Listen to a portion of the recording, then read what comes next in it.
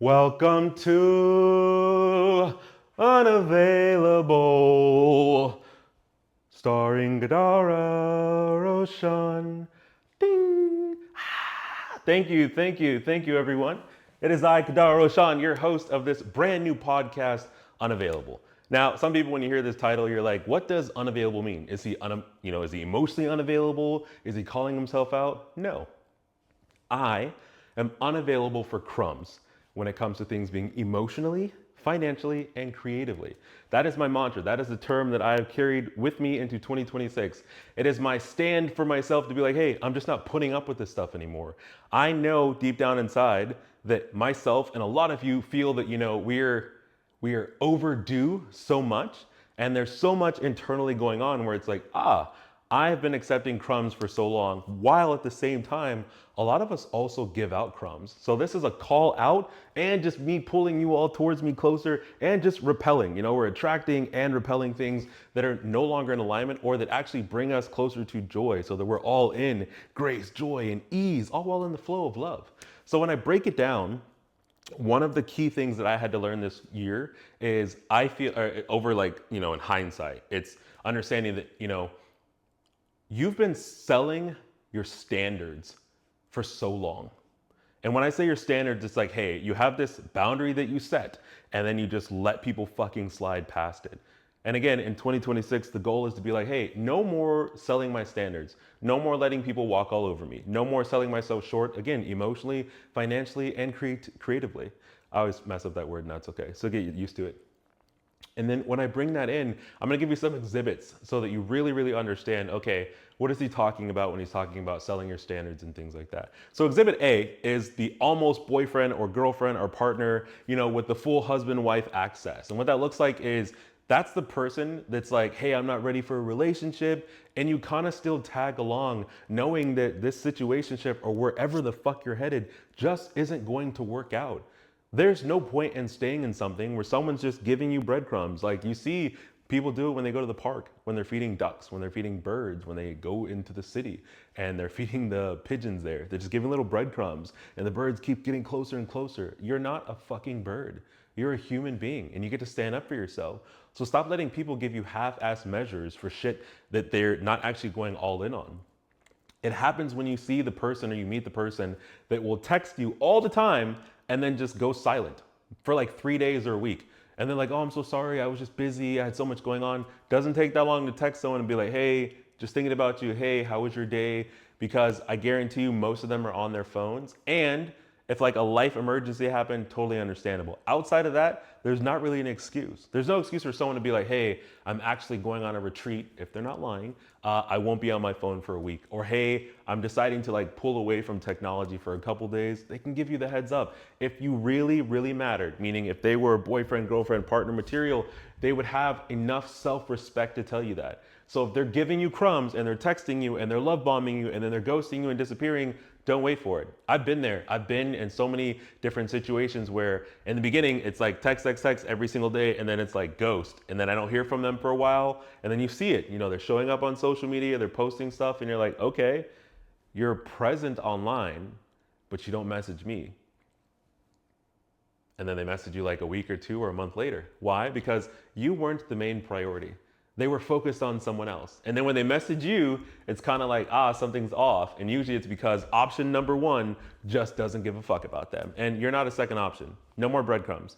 I give a third example is I've seen situations, and I had a best friend talk to me about this, where they were like, they met this guy. The guy was sending them all these playlists and things like that, sharing all their trauma. And she basically became this person's fucking therapist. And you're nobody's therapist. Like, stop being their therapist, especially if the person can't take time to make a fucking reservation. I've met so many women and have so many female friends in my life where they meet these guys and these guys are like playlists, sharing things on social media, sharing memes and stuff like that. When it comes time to make a plan, the guy's like, I don't know, what do you want me to do? And it's like, so you can blow up their DMs with fucking memes and shit like that from Instagram. But you can't go on your phone and look up a nice restaurant based on a place that hopefully you know the types of food they like. It's really easy to be like, hey, what type of food do you like eating? And yes, I understand some people are going to be like, but women, they never know what they want. most of them, in my experience, just want you to choose a place. And if you choose a place and they don't like the place, they'll tell you no. If you got to go through 15 places before they say yes, go through 15 places. It doesn't take that long. You have a phone. You've probably gone through 15 fucking football games or 15 games on your fucking whatever you play and been like, I like this game, I don't like this game. I like this game, I don't like this game. I like this on Amazon, I don't like this. If you can do it in all those areas of life, don't settle for anything less. They can do it in all areas of life. I would say that's primarily Exhibit A.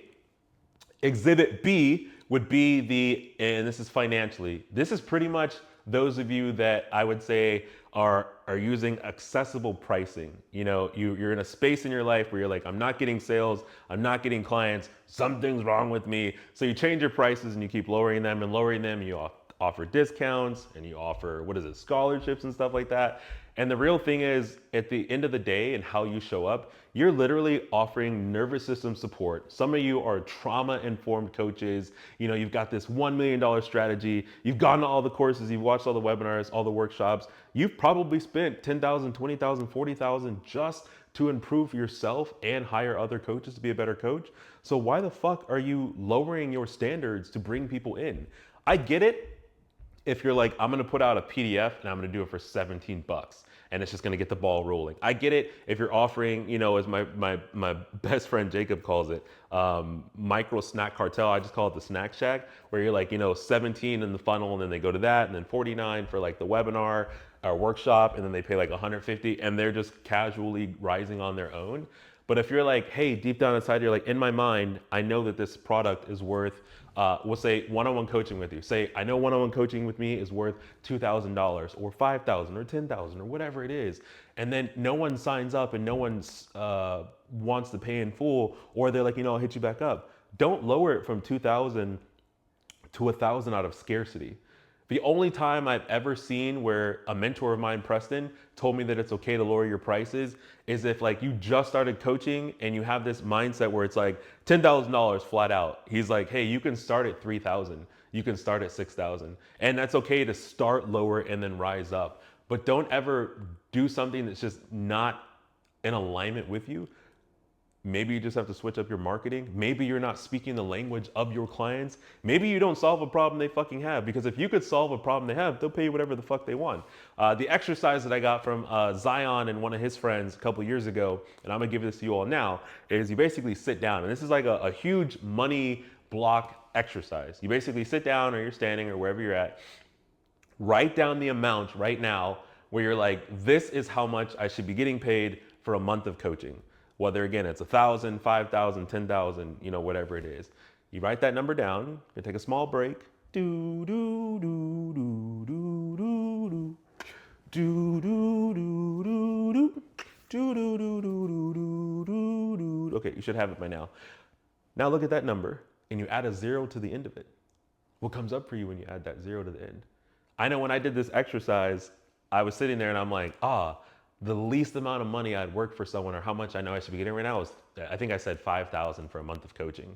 And then I added 0 and was like 50,000, and I was like, and I was like, oh my goodness, 50,000, like there's no way anyone will pay me 50,000 for a month of coaching. And they're like, why do you think that? I'm like, and then I realized, well, if I'm charging $50,000, like, could I solve a $500,000 problem? And if $50,000 is too much, is it because the pool or the pond I'm fishing in doesn't have people that actually have that much money? And that's true.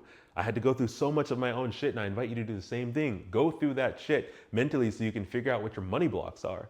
Because ultimately, if you don't figure out your money blocks, what's gonna end up happening is you're gonna start charging less, and then you're gonna hate being on Zoom calls, especially when you know you should be getting more. You're gonna resent sending out invoices because you're like, oh, fucking $500 when I know I should be getting 2,000.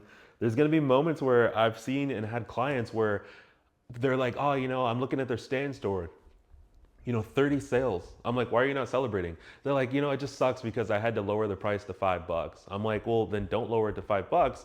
Raise it to what you want it to be, you know, 27 or 47. That's just a marketing. That's a whole fucking branding thing. But that's also internal. Like, if your self-concept deep down inside, for me, your self-concept is this ever-evolving perception that's literally based on your dominant thoughts, how you mostly think, hopefully at least 51% are up. that literally shapes your emotional state, your beliefs, and the actions you take. If you don't believe in yourself, no one else is going to believe in you. If you don't believe this product is worth $47, no one's going to believe that. If you don't believe that a webinar, a 2-day workshop with you is worth $300, no one else is going to believe it.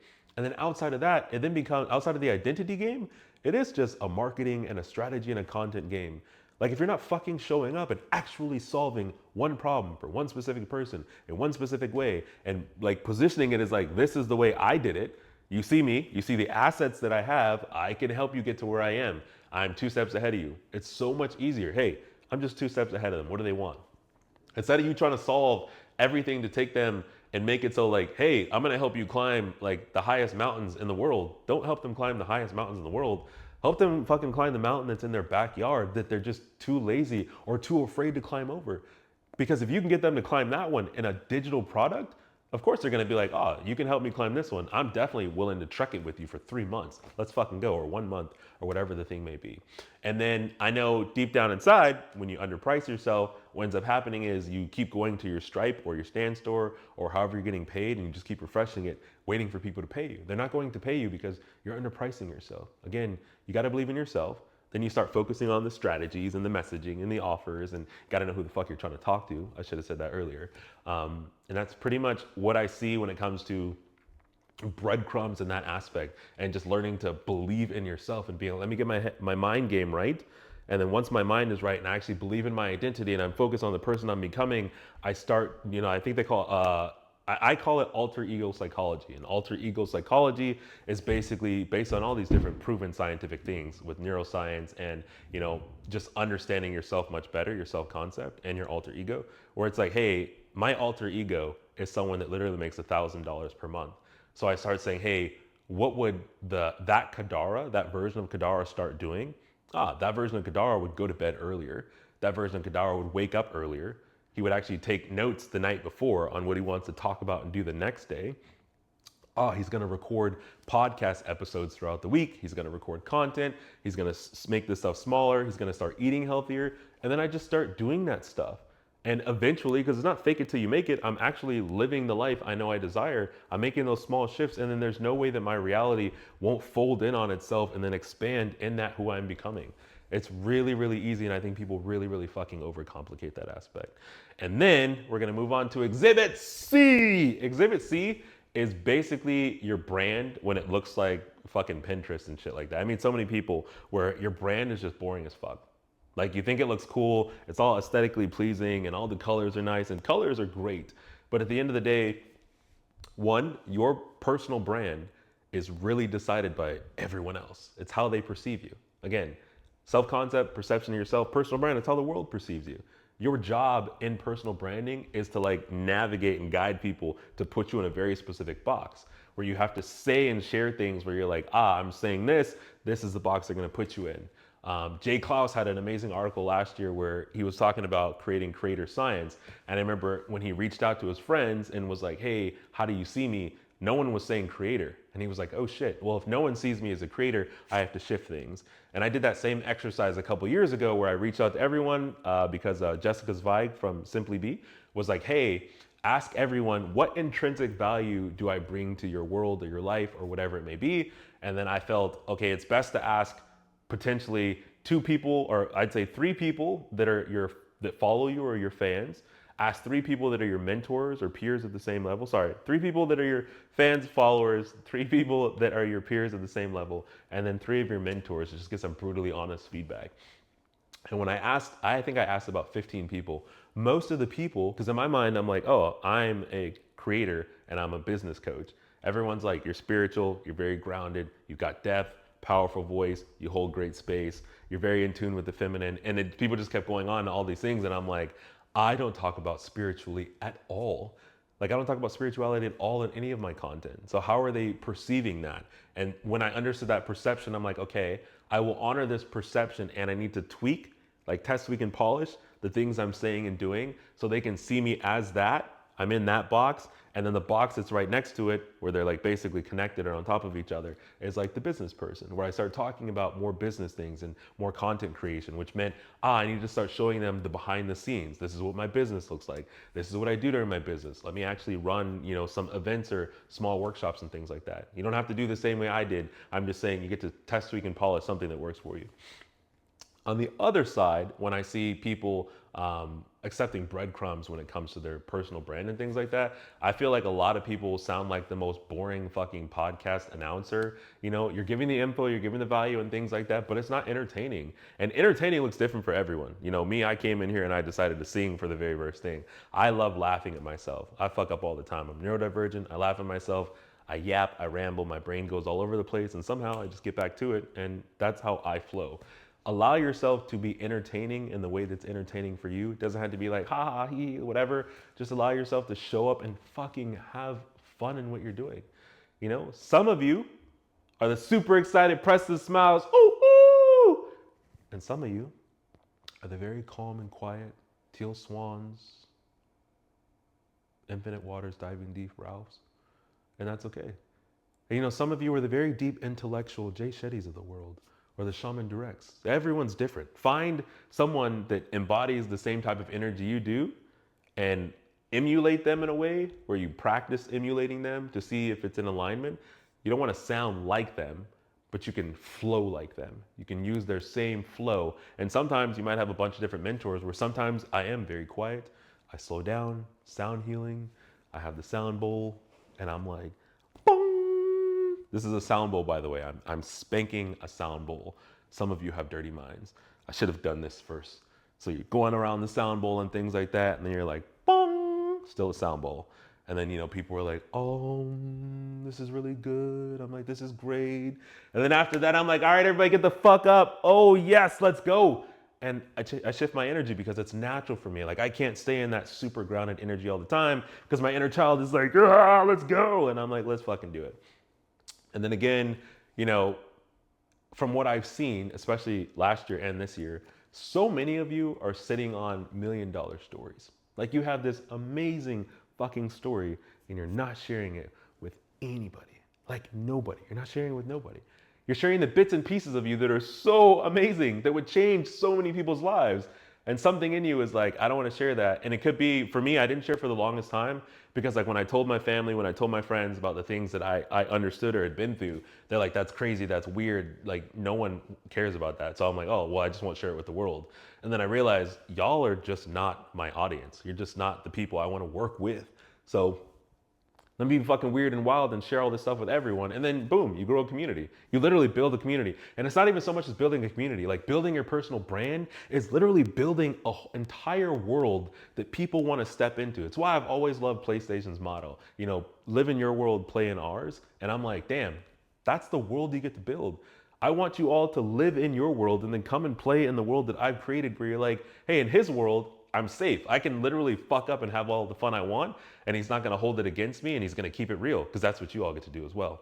So when you're wanting to shift that personal brand in those aspects and things like that, I would say for me, the biggest shift came where I started treating this content, everything I'm doing, whether it's a voice note that I just record on my own or FaceTime with one of my good friends. And I oftentimes get on FaceTime with friends and I'll be like, hey, do you mind if while we're on FaceTime, I actually record the shit that I say, or I just record the convo because I'm probably gonna say some dope shit. And then I just extract that, I upload it into YouTube if it's more than 5 minutes or less than 5 minutes into CapCut, extract the captions, and then I put that into like Perplexity or ChatGPT, and I'm like, yo, what I really, really need from you is to pull all the best shit that I said in here, but only take things that I said. Don't twist it, turn it, exact quotes only. And then I'm like, bam, and I just make content around all that shit. I got y'all. So when I created this podcast and these publications, I wanted to make sure, hey, I'm giving them all this information. I want to make sure I also give them something to take away at the end of it all. So I have 3 main takeaways for you. And these are 3 things you get to say out loud because it is my motto. I keep reminding myself every single day, I'm unavailable for crumbs. Like, I'm unavailable for crumbs. And emotionally, so I will say, and you get to say, emotionally, I am unavailable for, being someone's therapist in a relationship. None of you should be anyone's therapist in a relationship. They should be doing their own fucking work. And if they need a therapist, go get a therapist. Go get a psychiatrist. You get to be there to hold space, to have emotional space, the emotional capacity, making sure you have it for them, but you're not their fucking therapist. Emotionally, I'm not available for always having to go to ChatGPT or AI to validate me and make sure that I am not too much and that I'm not too this and not too that, not too loud and not too overspoken. I feel like so many of my friends rely so much on AI to validate them that they're not too much, and it's great. And you get to give that to yourself because you're not too much. Emotionally, I am no longer available for apologizing for my needs. You get to say that. Emotionally, I am no longer available for apologizing for my needs. When you speak your needs into a relationship, whether it is romantic or platonic or whatever it may be, familial, don't apologize for your needs. If there's something you need, you know deep down inside it's something in your core that will allow you to attain nervous system regulation, homeostasis more frequently, say it's what you need. If they can't meet you in that need, it's nothing against you. They just don't have the capacity to meet you in the need, which then you get to say, hey, thank you so much. Because you're unable to meet me in this need, I'm gonna have to step to the side and I won't be able to engage with you as much, or I won't be able to engage with you as all because I gotta focus on me. And yes, I am being fucking selfish. I say it before they tell me. Like I would tell people, hey, I'm gonna be selfish and I'm letting you know now, I'm just not gonna be able to talk to you for a while. I don't give a fuck. I'm gonna say all the fucked up things they could say to me. I learned that from Eminem and 8 Mile. I'm gonna say all the things that I know they're gonna say. Yes, I know I'm too much. Yes, I know I'm selfish. Yes, I know I'm toxic at times. I understand all those things and I'm working on myself and I need the space to myself. Thank you. And then, you know, if you're face to face, they say whatever they want and you just like shake their hand or you don't shake their hand and you walk away. If it's a text message, you just don't respond. If it's wherever it is, you just decide, hey, I get to exit stage left, which would be that way. I don't remember. I haven't done acting in a long time. Number 2, financially, I am no longer available for less money. You get to no longer be available for less money. You choose the amount that you know is in alignment and is authentic for you, and you stick with it. And if no one buys what you're selling, you fucking work on your identity and then you work on your strategy. Identity, then your strategy. Identity, strategy, identity, strategy, identity, strategy. Identity, strategy. Identity, strategy. Very simple. You are no longer available for less money. Second part of that one, financially, I am no longer available for clients that want quick results and then want to pay you 3 weeks, 2 months later. You're no longer available for that shit. You either take a deposit up front and then they pay the rest at the end, or it's paid in full. There's no more of this, you deliver and then you wait months to get your shit. In your fucking contract, you pay me in 7 days or the price goes up. I have no problem doing that. I do that with all of my mini chat people. Hey, this is the price. Or I just say, hey, I'm not gonna start working on your shit until you pay me. And I've had some people where they waited the last minute, like their project or whatever they needed to do this thing on this day. And I'm like, and I respond, hey, just so you know, I sent the invoice again. They're like, I'm gonna get to it. Like, I'm really need to focus. I'm like, I got you. It's literally just a log in if you have a phone, pay me. And then I'll work on your stuff. And if it's last minute, I tell people, hey, just so you know, it normally takes 7 days for me to build out this whole thing. If you want a rush job because you took so long to do it, I'm gonna add $500 to $1,000 because now I have to block out my entire weekend or those days to make sure you're taken care of. And don't feel bad about doing that. Next, last part of the financially. Financially, I am unavailable for letting yourself know you're unavailable for being a resource online or on Zoom where you're putting out all this content, giving out all this value, but then you're not that same resource for yourself. You can no longer be available for that. Like those crumbs do not exist anymore. You get to wipe them off the table, brush them off your shirt. Stop being a resource for everyone online, but not a resource for yourself in your everyday life. That's something you get to change. It's something I really had to work on, and it's why I ghosted TikTok. At one point, I blew up on TikTok. It was like 5 years ago. I went from 0 to 200,000 followers, got verified, became a TikTok creative partner, had all these brand deals, and then I ghosted because I was showing up for everyone else and I wasn't showing up for myself. And then coming back to TikTok, it's like I lost all those people, but I found myself, so it's okay. Now we're moving on to the third part, creatively. Creatively, I am no longer available for, just these shit posts, basically. You get to be no longer available for shit posts. You got to be no longer available for posts that feel like situationships and you're just not fully in it, like you're not excited about it. Stop doing that. Like, with that being said, like, you're no longer creatively available for giving out all this information and not even leading. Like, some of you put out all this content where you're like trauma dumping and you're vulnerable, but you're not leading. Like, I hear you. The vulnerability is relatable. It's great to share the story and to immerse them in it, to be like, oh my God, that's what I'm going through. That's what I went through. Okay, now what? Like, that's what people were doing. I see that so much, and I saw it so much on Clubhouse. You know, people are like, oh my God, I went through the same thing. Now what? And the people are like, oh yeah, I have this program. And then it's like, you've lost them. Like, lead them by giving them, actual fucking solutions to the problem. And then they'll pay you. Trust me, they will pay you if you're like, hey, something that worked for me was this. I got a DM from someone because I was on Threads. Someone asked about, how they deal with money and getting paid late and all that stuff like that. And I was like, well, there's a couple ways I go about it. One of them is what I just basically learned from Junyu and his team at Creator College. And I saw it before. So it was a great reminder, was you just tell people, hey, say this program is $2,500. It's like, hey, it's $2,500 paid in full, or two deposits of $1,500, or you end up putting down $500 deposit today, but you don't get access to everything until later. Whichever works for you, you get to do it. Find the thing that's most authentic for you. And someone was really excited, DM me, and was like, hey, thank you for that tip. Like, it landed, I screenshot it. I'd love to work with you. And I'm like, awesome, thank you, cool. And creatively, the last thing, you get to be unavailable. Sorry, my back. I just had surgery as well. And I'm healing. So thank you for all the people that gave me all these well wishes. And also thank you for all the people that are like, happy birthday. This first episode is coming out on my birthday. So I'm excited to put it out. This is me being creative. So creatively, I'm unavailable for watering down whatever it is that I'm doing.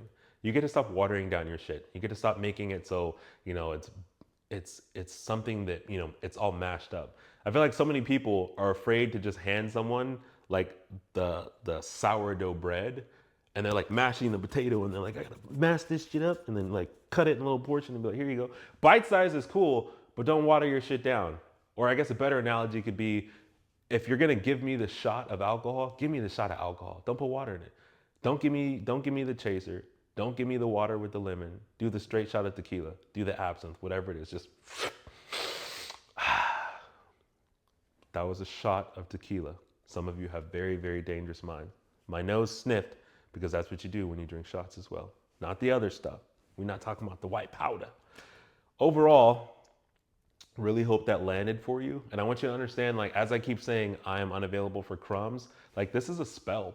Like, this is like, everyone talks about the law of manifestation, the law of attraction, all these things. It literally is something you keep saying to yourself. I'm unavailable for crumbs. And you tell yourself the crumbs you're unavailable for, because that mindset, that mantra, that affirmation, that declaration, whatever you want to call it, it's literally going to take you through so many different variations of yourself and life. And it's going to make life that much easier to fucking navigate. I promise you, and you'll thank me later. So again, thank you so much for tuning in to the first episode.